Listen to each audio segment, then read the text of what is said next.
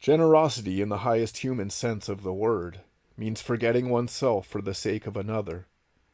In the suprahuman sense, it is the union of the personal self with the impersonal, universal self.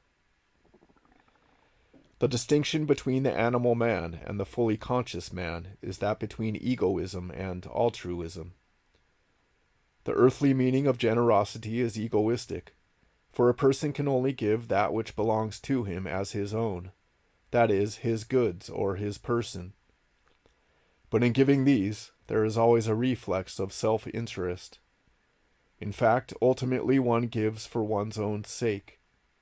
In giving alms to a beggar, we satisfy our feelings of pity, or else we acquire merit, or, to take it on the highest level, we offer help to a portion of our own common humanity. A gift made to one's own son is made to one's own flesh. A gift to a friend expects friendship in return.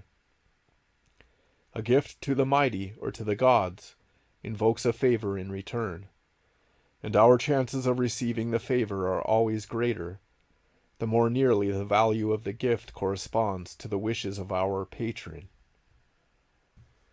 This is pure calculating egoism. In our egoism, we lose the idea of indestructible values and judge all the worlds by our own measure, observing them through the prism of our feelings. We credit the heavenly powers with human appetites, and so lose our sense of the divine appetite, the appetite for heavenly things. The first form of this divine appetite is altruism, the sense of true generosity. A gift given in the hope of receiving something, even if only gratitude or merit, is not a gift, but an exchange or loan, a commercial transaction. All human gifts presuppose such an exchange, for earthly values imply the idea of comparison, balance, and compensation. This law of compensation is one of the most tyrannical conditions of the lower states of being.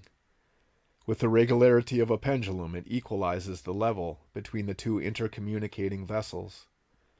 It is the basis of the ideas of offering and libation to the gods, tithes, first fruits of flocks, herds, and harvest, the first drops of wine, and so forth. One shares with nature or the gods, by way of compensation, the fruits they have given. This human generosity always creates a debt, or if it is the discharge of a debt, it becomes a burden on the receiver.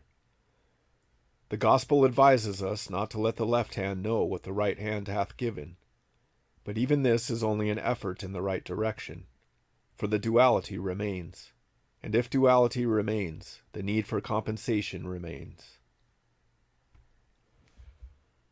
True generosity is that which gives itself without compensation. Only the Spirit can give and receive in this absolute sense, for its generosity is total. That is to say, it amounts to a fusion of giver and receiver, without any diminution of the self. For this reason, the sense of true generosity is a divine sense, for only the divine element in man can conceive it and bring it to fruition.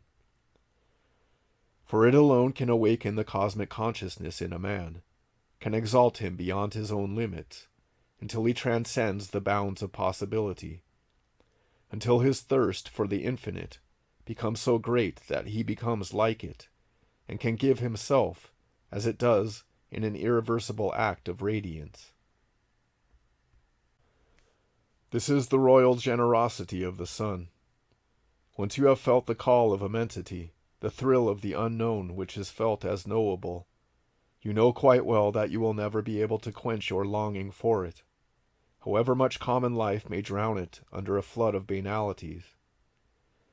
And once you have known the fire of love for it, even if only for a moment, you have within you a spark capable of burning up every obstacle to the realization of your true power.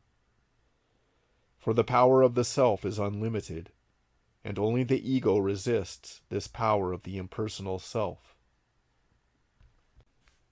The union of the two are an irresistible love in which height and depth are united, in which they know not that they give themselves to each other, since their giving is a fusion, a rejoicing in love, an ardent vibration.